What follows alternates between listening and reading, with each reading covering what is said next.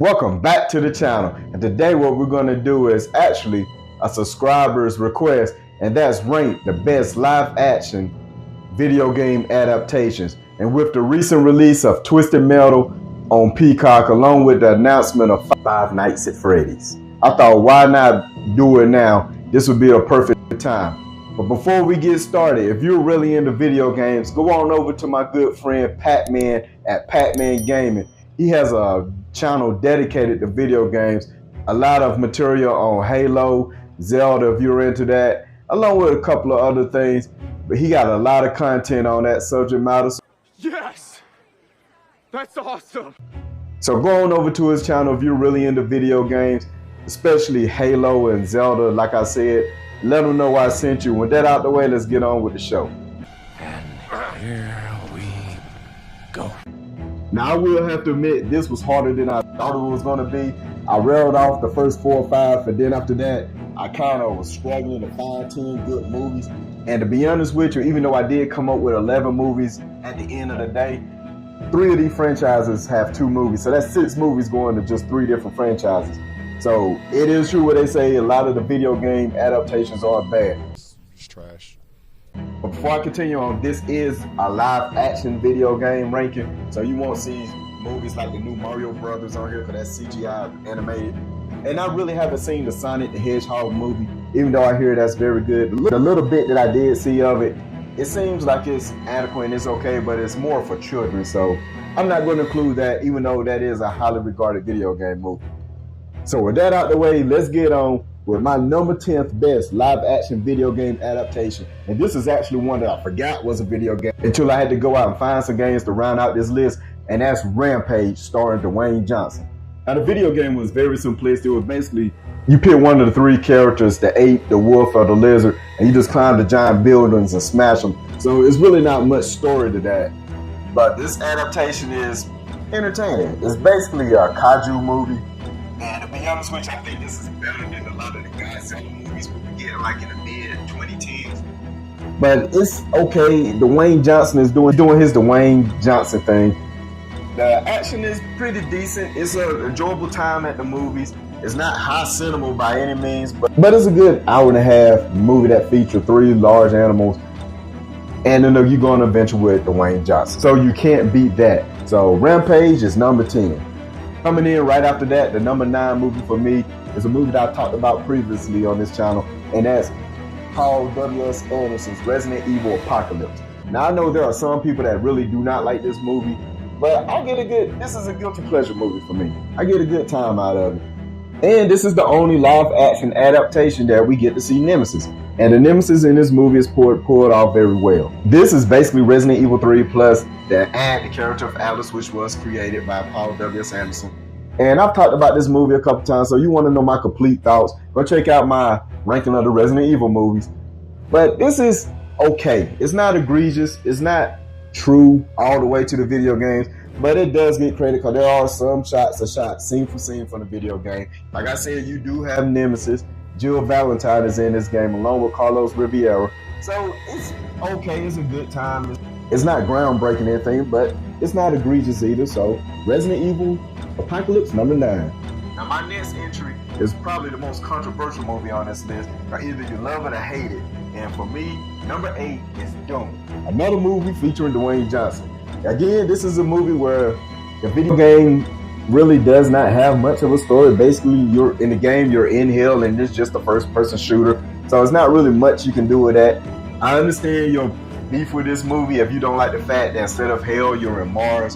And instead of fighting demons, it's pretty much like infected, zombie-like, monster-like creatures that you're fighting. But again, it's a Dwayne Johnson movie, and he deliver on the action. There's really this badass scene at the end that's in first person that, regardless if you like this movie or not, you gotta admit it's pretty cool.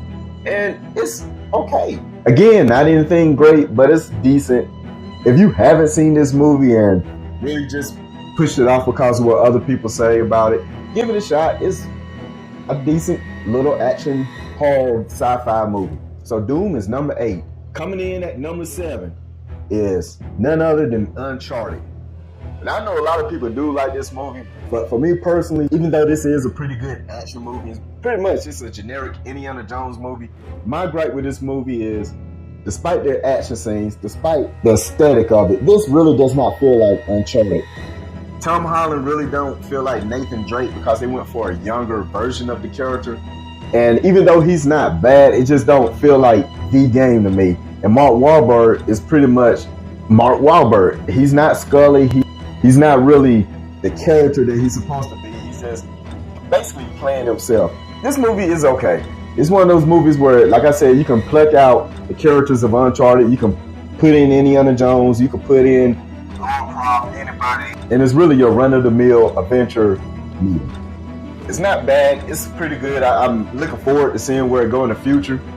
But again, I think they dropped the ball with the characters, and they also mixed like 4 or 5 games within one movie. So I don't know how they're gonna play out the sequel. Cause in this movie, spoiler alert, we get to meet his brother early on. The female character, I can't think of her name right now. She's also in this movie, and these are characters that don't show up to Uncharted 3 or 4. So by them already being in the movie, I don't know where they can go with it. So it's not really following the template of the video games, but it's like they picked different set action scenes and threw it all together and made a decent movie. If you're a person that never played a video game and watched this movie, I can understand why you'll probably look at it and say, this is a pretty good darn action movie. But for the diehard video game fans, there are things that they kind of dropped the ball on, but it's okay. So Uncharted, number 7.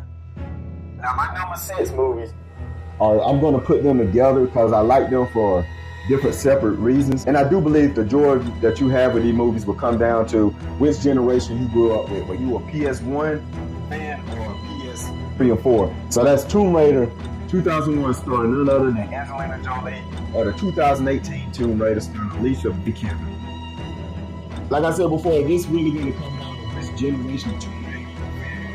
And to be quite honest, which I think the 2001 Angelina Jolie Tomb Raider is highly forgotten. It was very video game accurate. When we pick up in this movie, she's already into her Tomb Raider thing. She's already an established character, just like she was in the very first Tomb Raider game. And she just goes off on an adventure looking for certain items.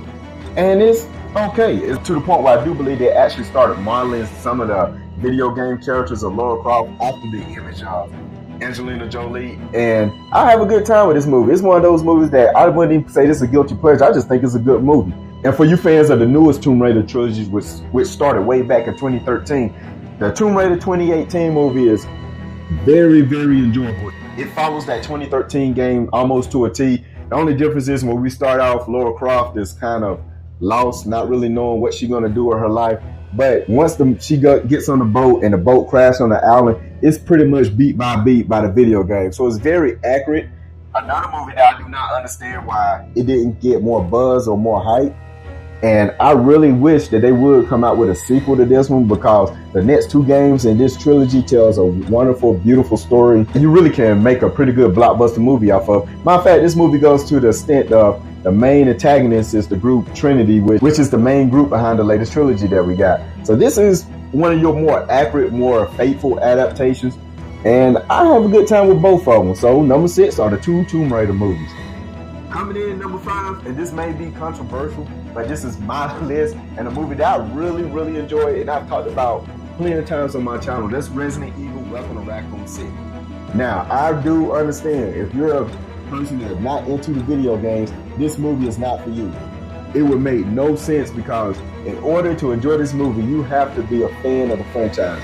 And you really have to play Resident Evil 1, 2, 3, and Code Veronica to really get an understanding of what's going on. But for us diehard fans, this was really a love letter to the franchise. Yes, it could have been a little better. I wish that they wouldn't combine 2 stories into one, because they kind of combined Resident Evil 1 and 2 together. Even though this movie is almost 2 hours long, I do think it would have benefited by an extra 15 to 30 minutes just to flesh out the story, just to make the story a little more cohesive, because it does kind of bounce around a little bit, because the 2 stories they tell them really do not go together. Now, if they were going to do something like this, I believe Resident Evil 2 and 3 would have been better to do 2 movies at once, because even within the video games, they're happening at the same time. But Resident Evil: Welcome to Raccoon City, I really enjoyed it. I hope we get a sequel. I'm looking forward to it. I think the franchise is going in the right direction. If you're a person that hates this movie, I completely understand. But for me, Resident Evil: Welcome to Raccoon City is number Now coming in number 4 spot is the movie that for the longest, and probably still on most people's list, is the best video game adaptation we got, and that's 1995.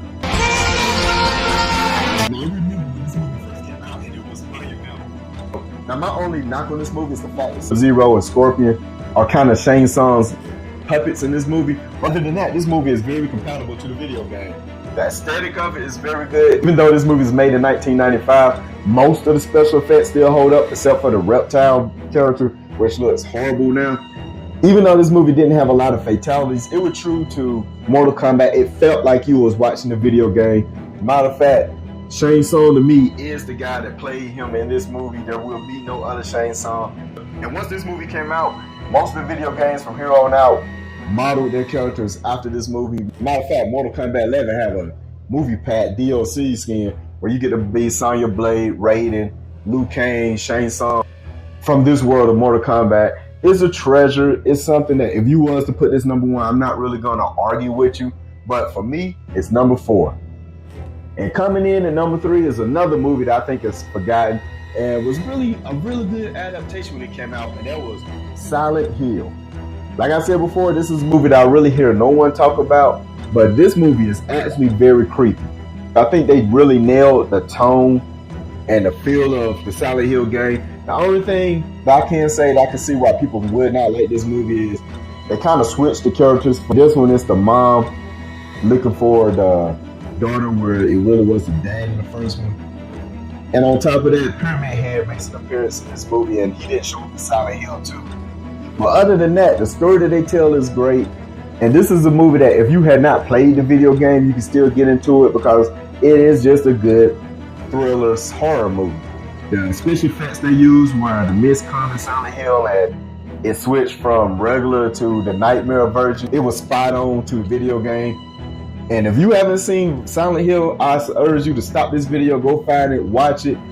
And it's one of the better video game adaptations we ever gotten, but for some reason no one talk about it. But I'm talking about it right now, and for me, it's number 3.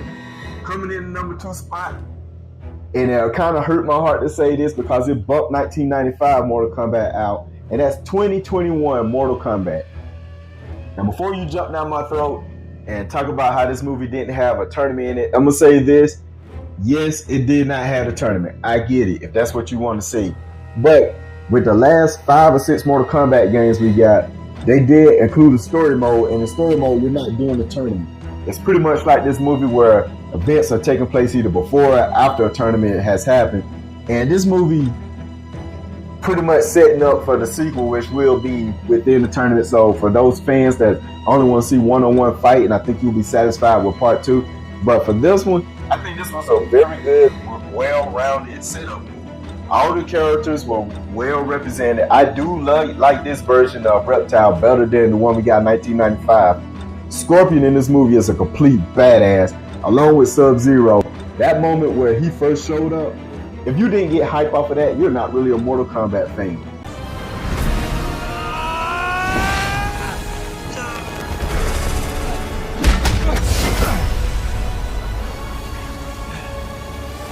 The blade of Hanzo.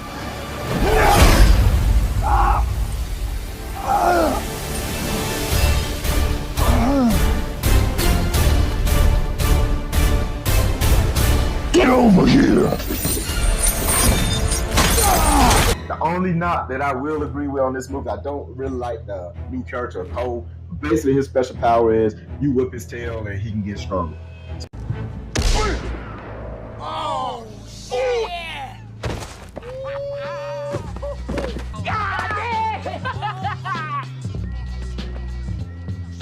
You got knocked the fuck out! But this movie developed a pretty decent story. The few fatalities we got was awesome, because that one where Kung Lao was out of this world. And I've been looking forward to the sequel. So Mortal Kombat 2021 is number 2. But coming in at the number 1 spot, and it's not even close, without a shadow of a doubt, the number 1 live action adaptation, in my opinion, is the HBO TV series The Last of Us. Now this TV show was beautiful. This was chef's kiss. This was a love letter to the video game. And the beauty of this TV series was that even if you had not played the video game, even if you did not know this was a video game, By it not being a 2-hour movie and they broke it up to 10, 11 episodes, whatever we got, you went along with the journey, just like we did with the video game. So you didn't miss out on anything. I also love the fact that there were cameos and little Easter eggs in this TV series. From people from the video game made little cameos within the show. And a woman from the Fireflies, I forgot her name right now, but that was the voice from the video game. Ellie from the video game actually made a cameo in this movie as Ellie's mother, so she pretty much gave birth to herself. But this TV show was fantastic. Matter of fact, I'm gonna go ahead and give this TV show rated a classic, and I'm gonna tell you my hopes and opinions for the future. Now, knowing the events are going to take place in Last of Us Part 2, I do hope that they don't quite jump into those events quite yet.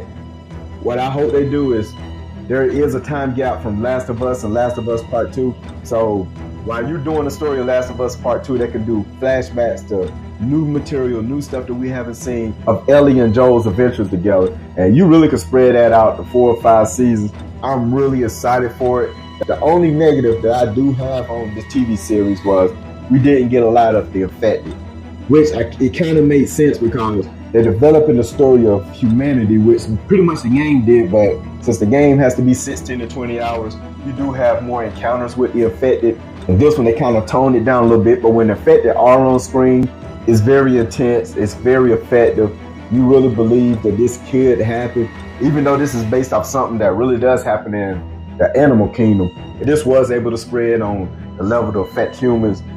It's just something that's really amazing to watch. The story grabs you like he did in the video game, the moment where Joel loses his daughter. I don't know one person that played that video game that wasn't in shock, just like people that watched the TV series. They seem to have the same reaction. And I do want to address one thing that I did hear going on during the TV show, and that's this show was not woke. This show was not pushing an agenda that a lot of people do not like, because the material that they dealt with that people didn't like, mostly dealing with the homosexuality, that was in the video game all the way back in 2013. It's not something they said we're going to put in a TV show just to prove a point, just to do something, just to have a message. This was actually in the video game. They did expand upon it a little bit more, but you do have to think if humanity was facing an apocalypse, that things like that would go on whether we like it or not. But with that off my chest, this is pretty much flawless. If you're a fan of the game and haven't seen this show, please do yourself a favor. Watch it. It's still on HBO Max. It's fantastic. If you're a person that haven't played a video game and just into good zombie movies or good sci-fi thrillers, watch this TV series. You won't regret it. It will grab you from the very first episode. It's beautiful, and for me, it's the #1 best video game live action adaptation. So what do you guys think? Do you agree with my list? You think something else should be #1? Or do you have some movie that I really forgot? Remember, these are just my opinions. Let me know yours in the comment section down below, and keep your eyes open for my next video.